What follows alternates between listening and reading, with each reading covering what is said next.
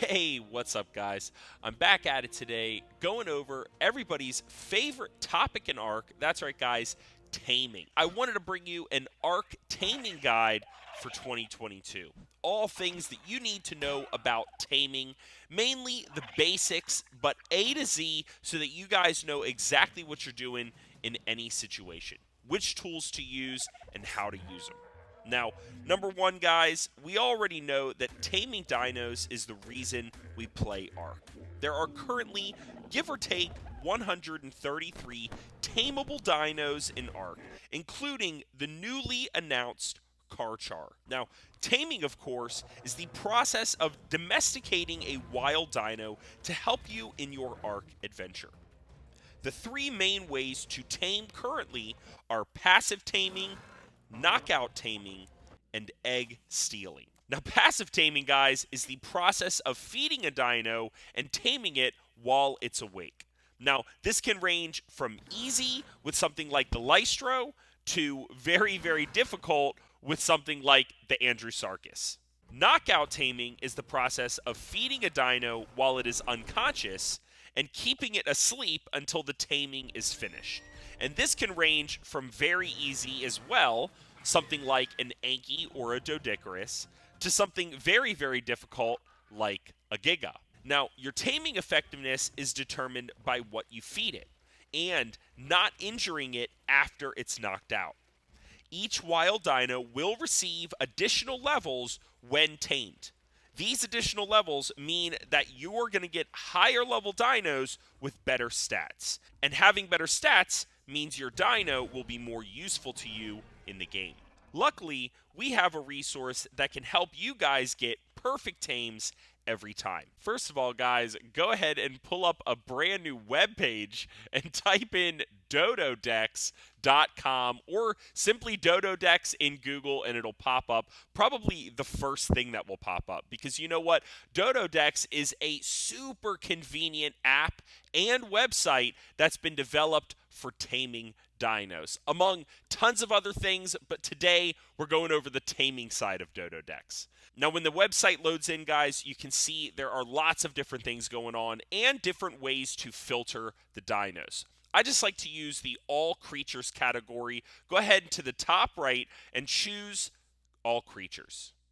And then once it loads up, we can go ahead and now choose a passive tame to start with. Let's go ahead and click the Sonoma crops. Now, as this screen loads, guys, the first thing you see is where you input the level of the wild dino you are taming. We can all be so lucky to get level 150 dinos every time, but unfortunately, it's not always like that. And depending on what level you have, you're going to want to change this section right here. Of course, changing the level of your dino is going to affect how much food is required to tame it. You can also change the taming speed to either match your settings or an event going on in the game. This will also affect how much food is necessary for taming. There is a new option to check off if you are using a Sanguine elixir from the new Desmodus over on the Fjordor map. This elixir speeds up the taming by 30% when used. You can see when it is checked the total amount of food and time it will take to tame the dino decreases.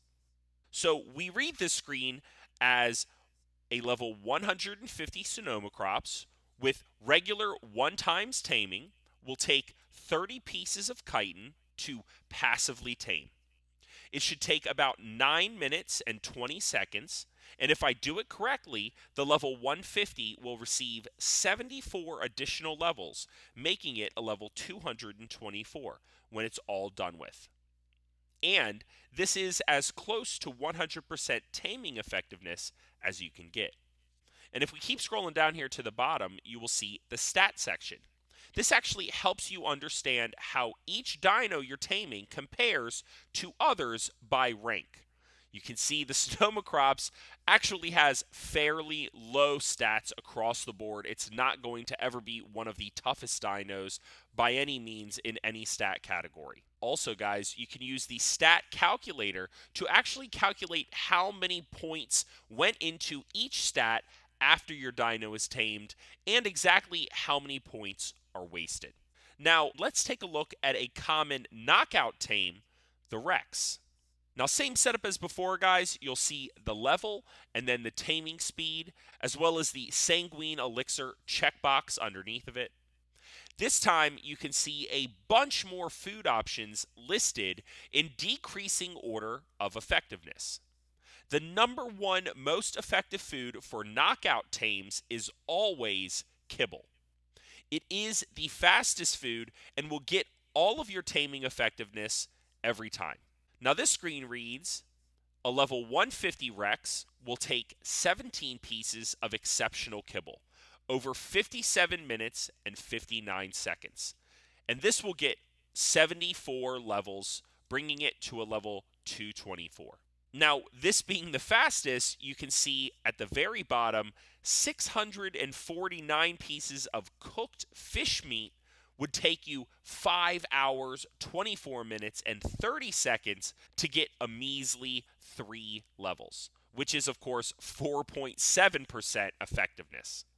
Now, you can also use any combination of foods that you have available to you as a survivor. Say I don't have any kibble. I just have 5 pieces of prime meat and lots of raw meat.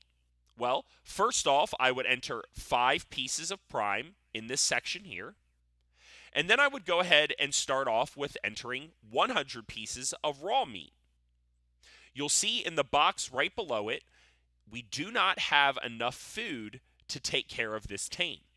Once we increase it by another 15 pieces to 115 raw and 5 prime, you will now see a box pop up that shows your taming time and effectiveness with those specific foods.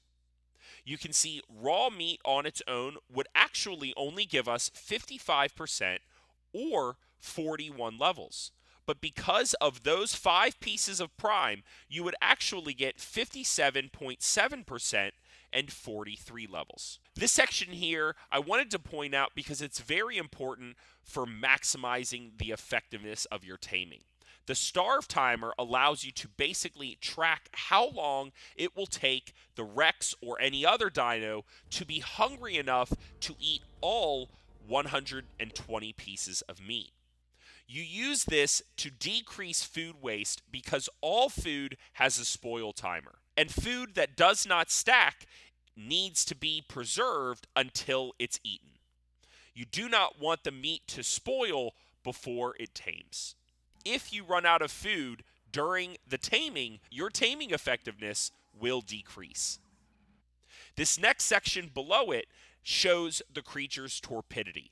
This is obviously a new window because passive taming doesn't require knocking out or torpidity.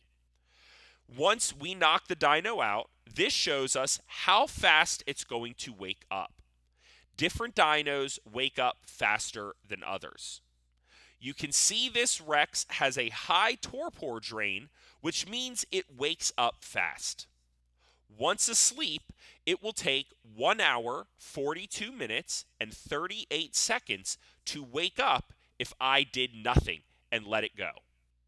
As you can see, this wouldn't matter if I was feeding it 17 pieces of kibble and taming it in less than an hour.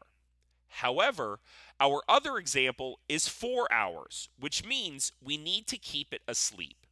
You can see Dododex approximates how many narcotics you would need to force feed the sleeping dino to keep it that way.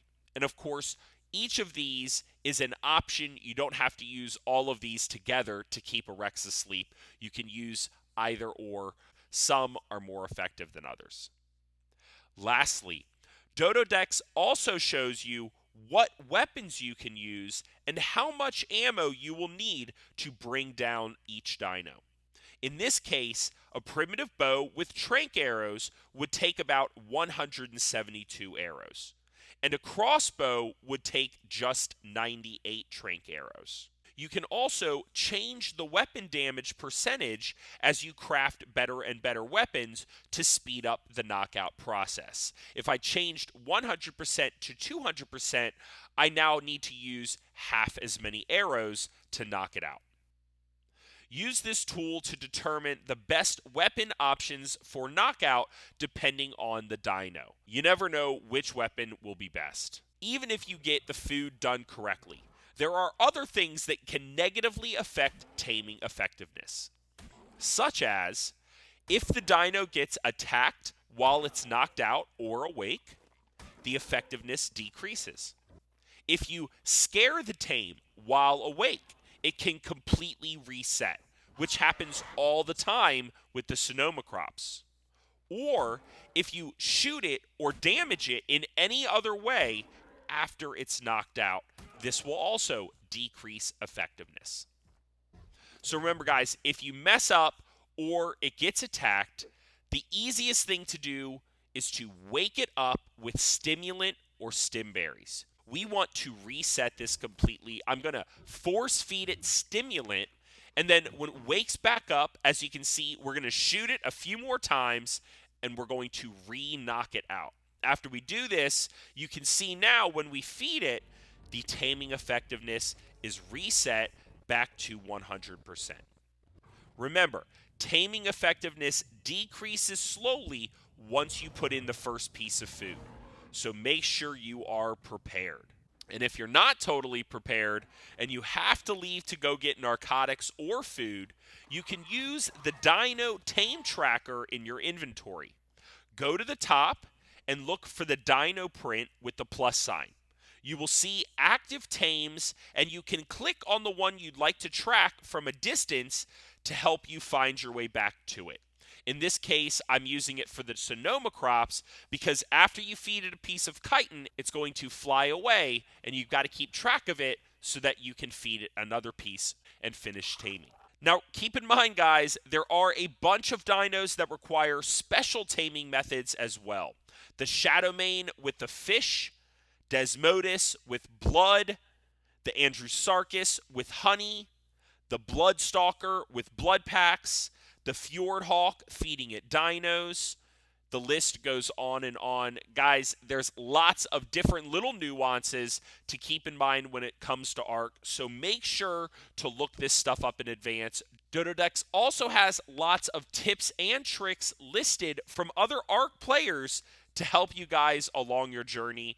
Now, just to show you how we do it, here's a quick passive tame, guys. The moss chops, you can walk right up to it, and it will show you the desired food is going to be honey, which we have in the last spot of our hotbar, and we're going to feed it when prompted and tame up the moss chops. Very, very easy, guys. I actually have a very brief list of some basic passive tames: the Lystro, the moss chops, the Sonoma crops, any of the glow pets, or the Equus are all great beginner tames that are passive. Now, here is a quick knockout tame. Go ahead and equip a weapon on your hotbar, aim for the head or the largest part of the body, and shoot repeatedly until it falls over. Again, you do need to use some kind of tranquilizer ammo, some kind of arrow or dart, it doesn't matter. Access inventory once it falls over, and you're going to go ahead and put the taming food and narcotics in the dino's inventory. Unless you're waiting for it to starve, in which case you would only put the narcotics, and you'd wait for it to starve down and then wait to put the food in later. It will eat the taming food automatically, guys. So remember, do not force feed it the taming food. Force feed it the narcotics or narco berries to keep it asleep. And again, I have a beginner's list on the screen as well for beginner knockout tames, super easy. And of course, depending on your map, the Ankylosaurus, the Doedicurus, the Argentavis, the Parasaur, the Maywing, and the Trike. Again, all super great tames for just getting started. And again, Dododex is the tool you use to tame them all.